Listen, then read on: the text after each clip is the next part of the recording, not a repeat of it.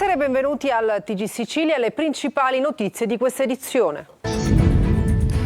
31 anni fa l'omicidio mafioso di Don Puglisi. Palermo commemora il beato martire. Il suo quartiere, Brancaccio, adesso è cambiato, grazie anche al centro Padre Nostro, fondato proprio dal sacerdote. A Catania la corsa del ricordo per non dimenticare l'orrore delle foibe, una delle pagine più dolorose della nostra storia recente. Viaggi della speranza per migranti in vendita sui social, lo ha scoperto la polizia che ha chiuso 1 migliaio di pagine e profili intestati ai trafficanti d'uomini. L'emergenza idrica diventa protesta sociale. A Enna bollette strappate contro l'ennesimo razionamento dell'acqua, che adesso arriva ogni 6 giorni. E nuove contestazioni si preparano anche a Troina e Nicosia. Il sindaco di San Cataldo nel Nisseno minaccia di chiudere le scuole. Arte, la Maddalena e la Vestale, capolavori delle sculture di Canova in mostra a Palermo. Palazzo dei Normanni accoglie le opere di Brera. E poi il calcio, vittoria pesante per il Palermo che grazie ai 3 punti conquista ieri a Castellammare e la scala la classifica. Il Catania non spicca il volo, finisce 0-0 con il Picerno. Sconfitta per 2-0 del Messina ieri sera a Crotone.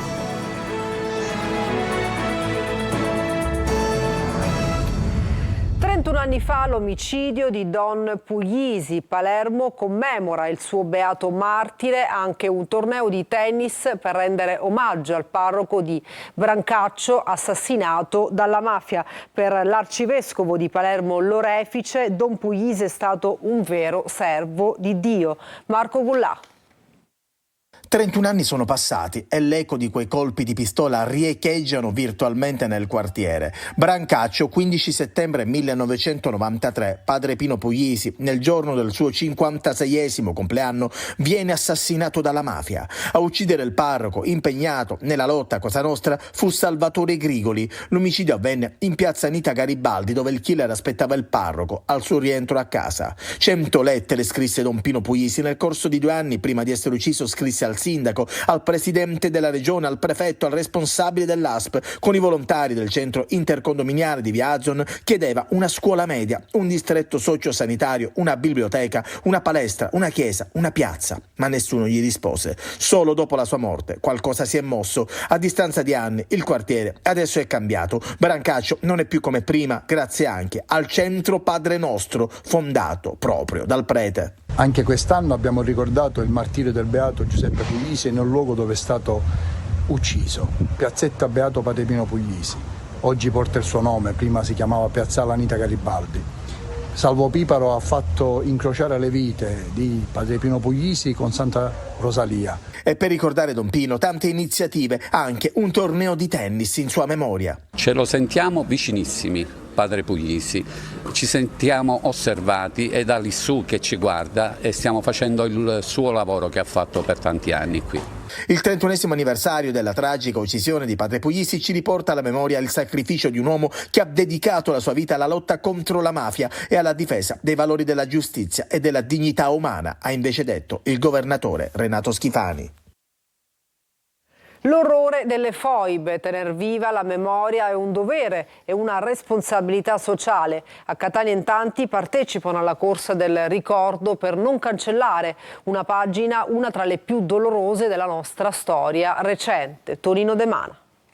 Furono uccisi a migliaia, scaraventati in anfratti carsici, altri patirono il freddo e morirono nei campi di prigionia jugoslavi, altri ancora subirono l'esilio. Le foibe erano, sono e resteranno una pagina dolorosa della storia italiana. Eccidi di massa subiti dalla popolazione giuliano-dalmata costretta a lasciare casa, affetti ed averi nel secondo dopoguerra. La corsa del ricordo, organizzata per la seconda edizione a Catania, serve anche a questo, a un valore storico, sociale e sportivo. Pantaloncini, scarpe da ginnastica e via di corsa corsa con partenza da Piazza Università ed un percorso diversificato per agonisti 8,5 km e non agonisti 2,8 km. Grandi e piccoli, uomini e donne, runner di professione, semplici cittadini che con la loro presenza hanno voluto sottolineare l'importanza della manifestazione. Un albero senza radici cade e allora noi dobbiamo far sì che i nostri giovani di oggi abbiano conoscenza delle radici della nostra storia, della nostra identità nazionale, della nostra patria, che abbiano amore per le nostre città, per i nostri luoghi, per la nostra bandiera. Un circuito cittadino suggestivo con partenza ed arrivo in Piazza Università dopo aver attraversato via Vittorio Emanuele, Piazza Putelli, via Pietro Massimo, via di San Giuliano e naturalmente via Etnea. Hai appena finito di gareggiare, perché? Perché comunque la storia non si dimentica. Gli italiani sono finiti nelle foibe, diciamo così, e quindi... Vedo che è un po' commosso. Sono commosso perché molti sono morti. E quindi è un'occasione per ricordarli e per onorare le vittime. Vincitori della gara Dario Longo dell'associazione Universitas Palermo e Maria Nicotra della SD Atletica Sicilia. Il processo Open Arms continua ad agitare il dibattito pubblico. Il PM ha chiesto la condanna a 6 anni per Matteo Salvini con l'accusa di sequestro. Il ministro ha replicato colpevole di aver difeso l'Italia. Sono dichiarazioni gravi, non consone alle funzioni esercitate e che costituiscono indebite forme di pressione sui magistrati giudicanti, dichiara la giunta esecutiva sezione di Palermo dell'Associazione Nazionale Magistrati, che esprime solidarietà a tutti i colleghi. Sull'altro versante scende in campo, fra gli altri, la deputata siciliana della Lega Valeria Sudano. Siamo pronti a riempire le piazze italiane per ribadire che è gravissimo interferire nell'azione politica di un governo e un ministro per il semplice fatto di aver adempiuto al proprio dovere. Quello che è successo ieri è un pericoloso precedente. Viaggi della speranza per migranti in vendita sui social. Lo ha scoperto la polizia, che ha chiuso 1 migliaio di pagine e profili intestati ai trafficanti d'uomini. Maglio Viola.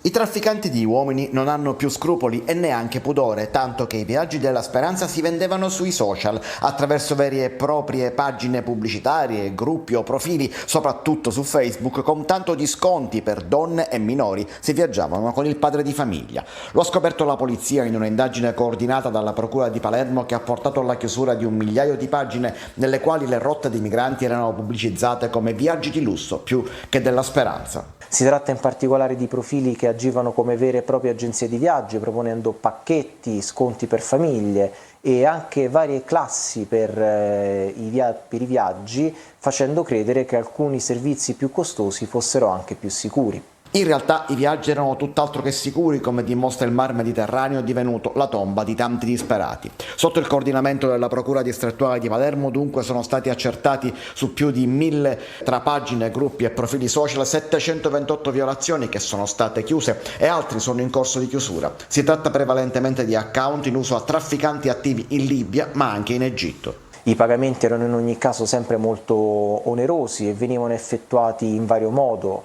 spesso dai parenti dei migranti nei paesi di origine, a volte in contanti sul posto e molte volte facendo ricorso al noto sistema bancario clandestino denominato Awala, che garantisce pagamenti anonimi e non tracciabili. L'operazione iniziata a novembre dello scorso anno è ancora in corso.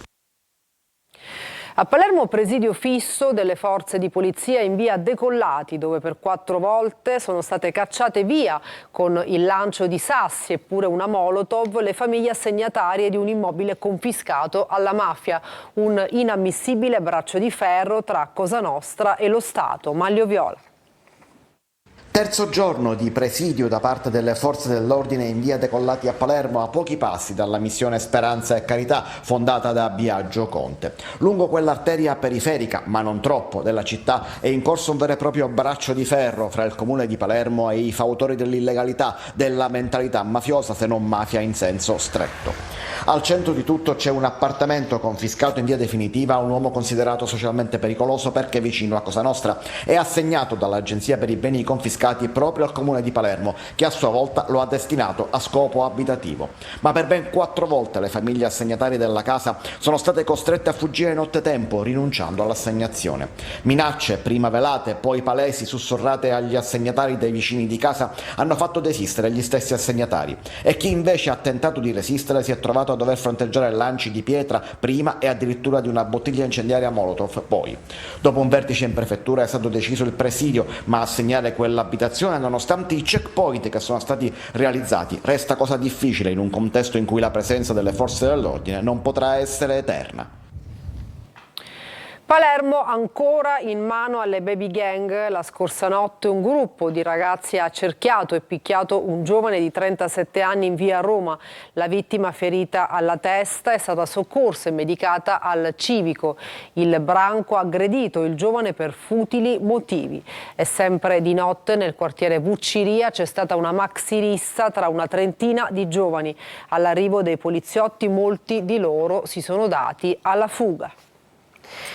E cambiamo argomento, si tira finalmente un sospiro di sollievo, l'estate sta finendo regalandoci un agognato calo delle temperature. Oggi a Palermo c'è il sole ma l'aria è frizzantina, lo stesso a Catania dove c'è chi ha indossato dopo tanto tempo una felpa leggera.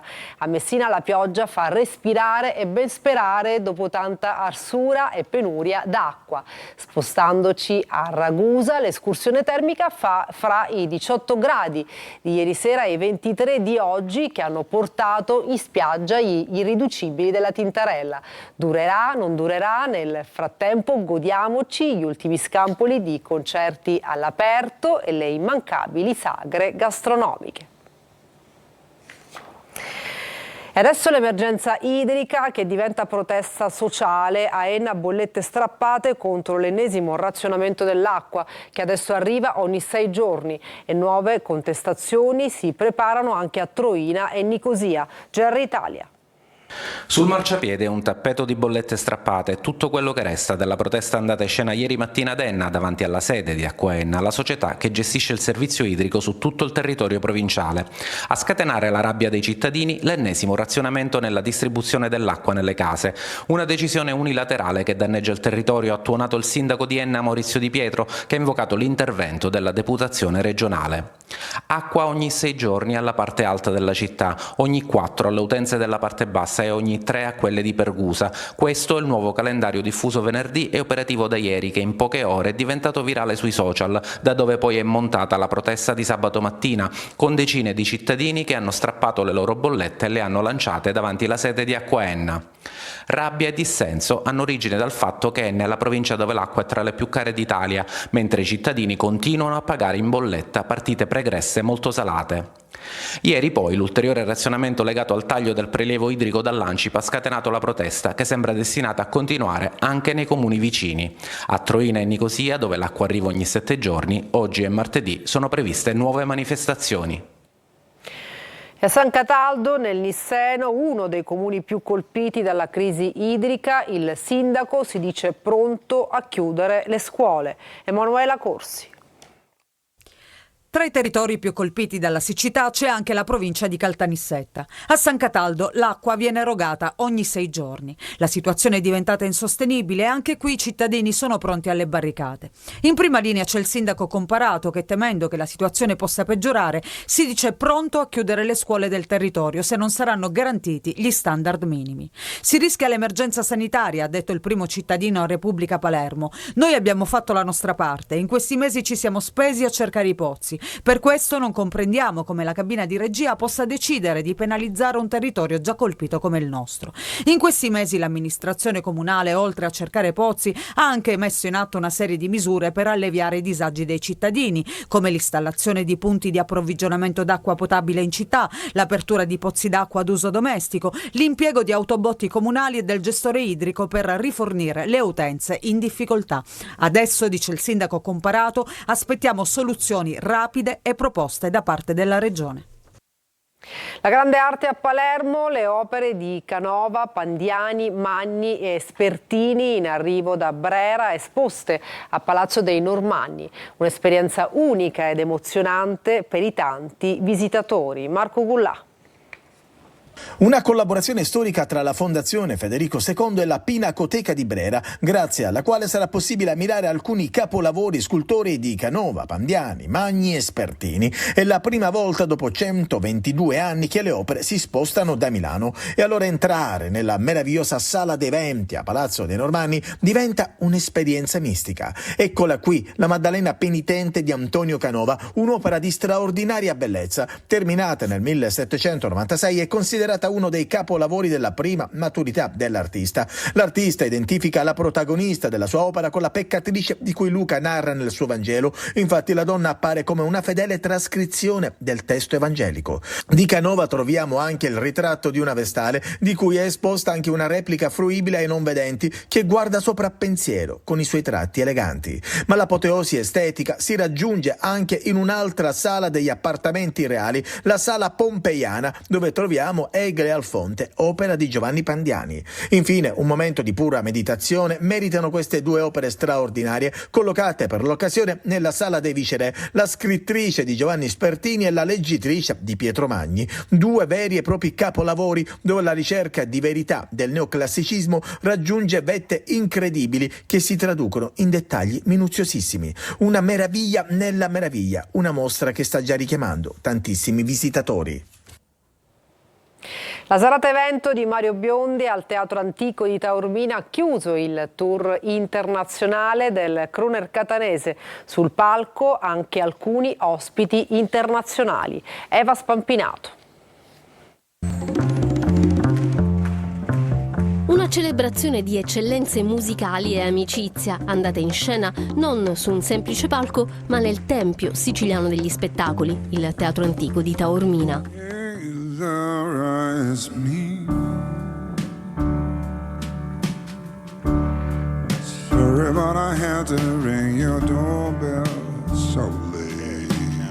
Ecco cosa ha pensato, ideato e realizzato ieri sera Mario Biondi per il concerto di chiusura del suo tour internazionale, Crooning Special Night, un omaggio alla musica jazz e soul con uno stuolo di guest star internazionali e nazionali di altissimo livello.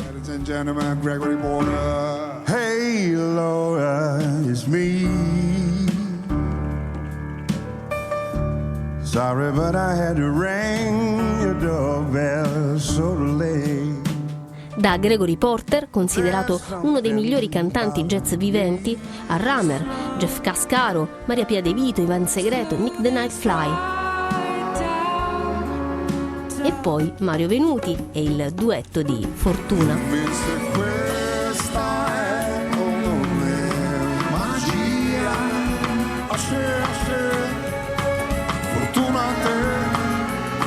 Il crooner catanese, considerato l'erede naturale dei mostri sacri della musica nera, si è mosso sul palco con la naturalezza di chi torna a casa, suona con i compagni di una vita, che sono anche artisti di una bravura spropositata, e parla ad un pubblico pieno di amici.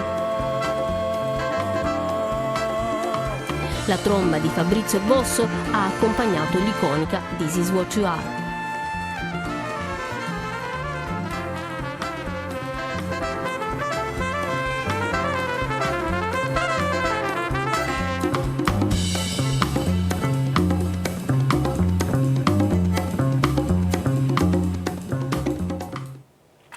E torna da domani Buongiorno Sicilia, l'appuntamento del mattino in onda su Antenna Sicilia tutti i giorni dal lunedì al venerdì dalle 8 alle 9:30.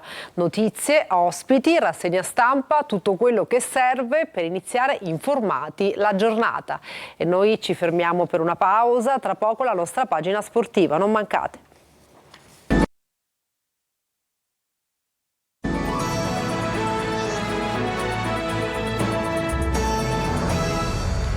Bentornati al TG Sicilia, adesso il calcio, vittoria pesante per il Palermo che grazie ai 3 punti conquistati ieri a Castellammare scala la classifica. Soddisfatto Dionisi che però dice dobbiamo ancora crescere. Marco Gullà.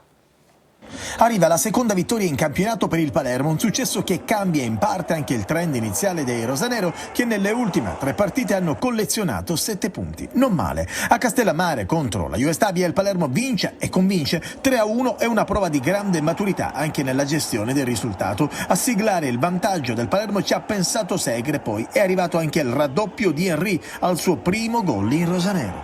Era una partita molto difficile contro una squadra piena di entusiasmo e era importante abbiamo dimostrato che siamo una vera squadra. Della ripresa il Palermo ha abbassato il baricentro, la Juve Stabia è tornata in partita con questo gol di Adorante, ma la mossa di Dionisi di inserire Brunoli si è rivelata azzeccata. Il capitano rosanero trova e trasforma il rigore del 3-1. Se analizzo tutto, positiva, molto positiva come squadra. Poi se prendo i vari momenti della partita potevamo essere più bravi con palla dopo l'1-0, con palla all'inizio del secondo tempo, però c'è anche del merito degli avversari. Bene di Francesco, autore di un grande assist Henry. Il Palermo cresce e adesso spera anche di trovare il primo successo in casa, ovvero sabato contro il Cesena. Il Catania invece non spicca il volo, finisce 0-0 con il Picerno, poche le occasioni limpide, un palo per i lucani e 2 rigori reclamati dagli etnei. Marco Carli. Un punto, qualche difficoltà in più rispetto alle ultime partite, ma di fronte c'era un avversario ostico e con un'identità precisa, come il Picerno, che non ha strapazzato Avellino e Trapani per caso. Il Catania in uno 0-0 alla fine giusto costruisce qualcosa, ma i lucani, che colpiscono anche un palo con Franco, fanno girare la palla, accettano la pressione e provano a lavorare fra le linee. Il Catania non riesce, soprattutto in avvio, ad esercitare la solita aggressività. Potevamo fare meglio tecnicamente, l'abbiamo affrettata troppo la giocata, a volte cercavamo la profondità quando ancora non c'era, quando dovevi fraseggiare, e un po' più di coraggio potevamo avere nella scalata in avanti, prenderti qualche rischio. Ci è mancata la zampata. Qualche cosa di più si vede a fine primo tempo, quando Guglielmotti ha la possibilità di indirizzare l'incontro. Su un suo colpo di testa c'è un tocco di mano netto di Guerra. Ad inizio ripresa Toscano, con un cambio solo, stoppa per De Rose, modifica la squadra spostando Anastasio dietro, Quaini in mezzo e Lunetta a sinistra, ma i rossazzurri dimostrano che davanti c'è ancora da lavorare, anche perché Montalto ed Andrea sono appena rientrati. Nel finale l'altro caso da Moviola, con Petito, che interviene così sul colpo di testa di Quaini. Ci potevano stare insomma 2 rigori. Intanto Sturaro, ormai leader indiscusso della squadra, parla così del prossimo futuro. Una base si inizia a intravedere, perché oggi comunque non era scontato non subire gol contro una squadra che è quella che ha fatto più gol fino ad ora. Diciamo che i presupposti per fare bene ci sono, poi quanto bene dipenderà da noi. 0 del Messina ieri sera a Crotone, il secondo consecutivo in trasferta per la formazione di Modica. Sergio Colosi. 2-0 a Crotone come a Cerignola, secondo KO consecutivo in trasferta per il Messina, terzo Coppa Italia compresa. La squadra di Modica non si ritrova lontano dal Francoscoglio, dove non ha ancora segnato e conquistato punti, e la conferma è arrivata a Lezio Scida. Crotone timido e ancora ferito dalla sconfitta contro il Trapani, ma basta poco per capire che il Messina formato esterno è un altro avversario rispetto ai 4 gol con il Taranto. Dominio netto ma sterile dei rossoblù fino al minuto 18. A difesa schierata e immobile, Spina lavora per Silva, favorito dal velo del rientrante Gomez, e smarca Ovizac, che batte Curtosi di potenza e precisione, ripagando la fiducia di Longo. Dall'altra parte non c'è Frisenna, le novità sono Petrungaro e Salvo, escluso Ortisi. Il Messina ci prova con tiri dalla distanza. Petrungaro, il più attivo, sfiora il palo, Pedicillo alza la mira. Il Crotone si abbassa anche nella ripresa, ma i giallorossi non incidono. La difesa ospite invece soffre i tagli di Spina per Ovizac, che va vicino al 2-0 negato da Curtosi. Partita chiusa anche per i numeri al minuto 27. Il sinistro a giro del brasiliano Silva accarezza il palo prima di finire la sua corsa in rete. Un Messina vulnerabile e fragile lascia Crotone con minori certezze rispetto alla gara vinta contro il Taranto. E per questa edizione ci fermiamo, grazie per averci seguito e buona serata.